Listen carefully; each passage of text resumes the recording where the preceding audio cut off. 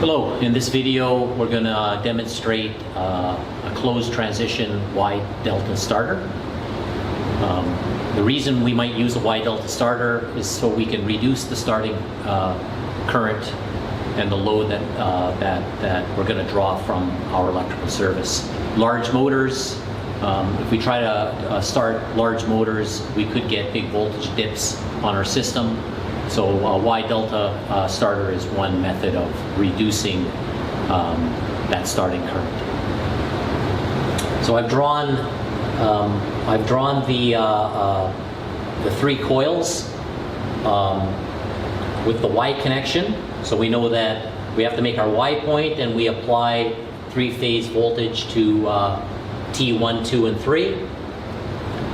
So we're going to start it with this connection. And we know that our coil voltage is only going to be 58% of the line voltage. And then we're going to switch to this connection where our coil voltage is going to be 100% of the line voltage.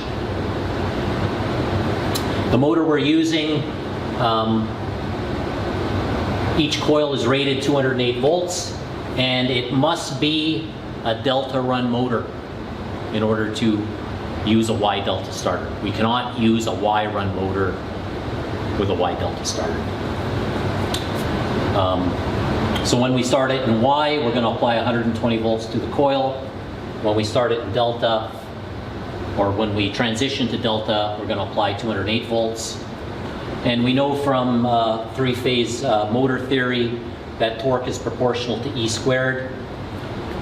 So when we start it, we're going to apply 120 of the normal 208, or 58%. 58% squared is 33.3%. Also, when we start it with the reduced voltage, or with 58% of the voltage, we're going to get 58% of the coil current. But that when we go to Delta, we're going to get 1.73 times this current when we connect it in Delta, but then our line current is going to be 1.73 times greater as well. So 1.73 times 1.73 is going to be 3 times. So we're going to have 3 times the current in Delta than we would in Y. So we could say that with 1/3 the current, or 33% of the starting current, we're also going to get 33% of the starting torque.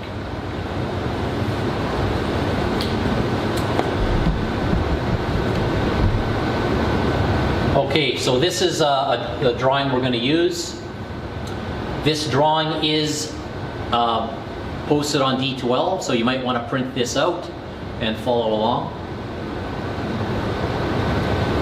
So we've got our power circuit drawing here, and we've got our control circuit drawing here. Notice 3 resistors in the circuit,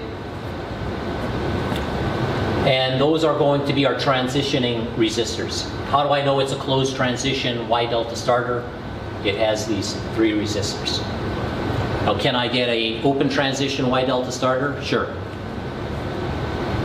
It can be a little bit simpler, but it's not going to prevent a big spike in voltage when we transition, and I'll explain that. So here we've got a timer, and we've got 4 contactors. So that would be typical for a closed transition Wye Delta starter. So if we follow this circuit along in sequence, when we hit the start button, we energize relay TR, and this is an on-delay timer, and it has both instantaneous contacts and one-time contact. So the time contact will close once the timer times out. It is on delay. So when we hit the start button, TR instantaneous contact closes, and this instantaneous contact closes. Well, this is a normally closed contact attached to 2M. It's de-energized, so we're going to get power flow. 2S is also de-energized, so will get power flow to 1S, and 1S will energize. So three things happen when 1S energizes. We can see 1S in the power circuit here, and what is it connected to? Well, it's basically shorting out T4, 5, and 6, which is our Y point when we connect it to start in Y. So we have to make that Y point. So that's the purpose of 1S. At the same time, 1S closes here and opens here. So that will energize 1M, but it will make sure that 2M cannot be energized. 1S is electrically interlocked with 2M. And you can see 1S is also mechanically interlocked with 2M. So there's no way that they can both be energized at the same time. Okay, so 1S closes, it opens here, energizes 1M, and also closes this contact, so it's not going to rely on 1S to hold it in. So 1M will close, and you can see 1M's energized, and 1S is energized. So if I trace from L1 to T1, from L2, it's going to go to T2, and L3 is going to go to T3. And remember, these are closed, so we've made our Y point between 4, 5, and 6. So you can see we've connected those coils in Y. Okay, so when we initiated the start, TR timer started at the time, 1S closed, 1M closed, motor starts in Y. Now when the timer times out, the sequence happens very quickly, but TR closes, which energizes 2S. So you can see 2S is interlocked with 1S, so this normally closed contact opens, de-energizes 1S, so de-energizes our Y point. At the same time, 1S de-energizes 2M.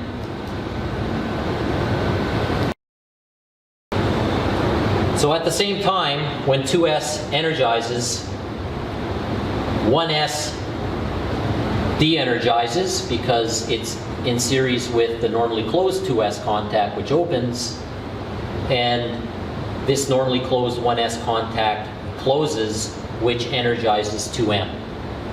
So 2M is connecting 4, 5, and 6 to L1, 2, and 3. But remember, 1S has dropped out at this point. So that's why 2M and 1S must be interlocked. Because if we energize 2M and 1S at the same time, we basically have a three-phase short, which is a line-to-line three-phase short is about the worst thing you can have. So when 2M energizes, that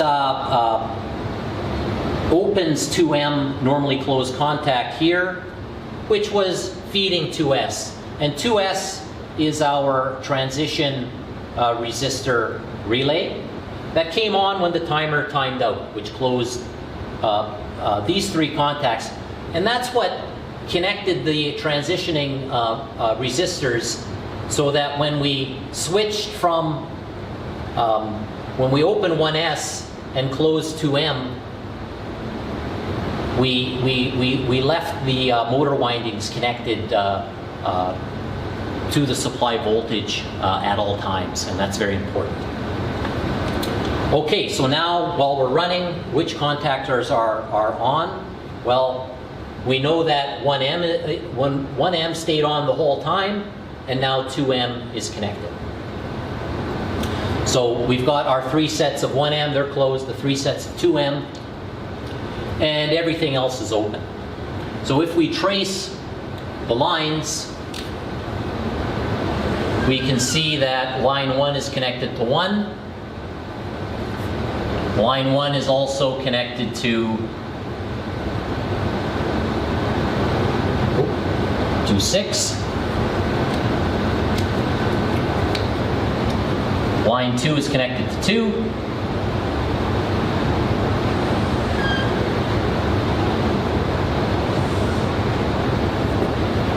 And it's also connected to 4. And line 3 is connected to 3. And it's also connected to 5. So if we look at our delta connection, 1, 6 are connected to line 1, 2 and 4 are connected to line 2, 3 and 5 are connected to line 3. So now we have our delta run connection. Hello, we've rewired the motor to this Wye Delta starter. This is a Cutler Hammer Wye Delta starter. We've got our 6 motor leads coming into T1 to T6. And you can see we've got 4 contactors. And we've got a timing module. And we've got 3 resistors. These are our transition resistors. So how can you tell if a starter is open or closed transition? Well, it will have these 3 resistors in the starter. Sometimes they could be mounted on top of the starter. So we've wired the motor. When we started this motor across the line with the same load, we drew about 45 amps on starting. Okay, and it took approximately 10 seconds to get up to full speed, which is pretty good. When we started with a lower voltage, we're not going to get up to full speed as quickly, but we should see a big drop in the starting current.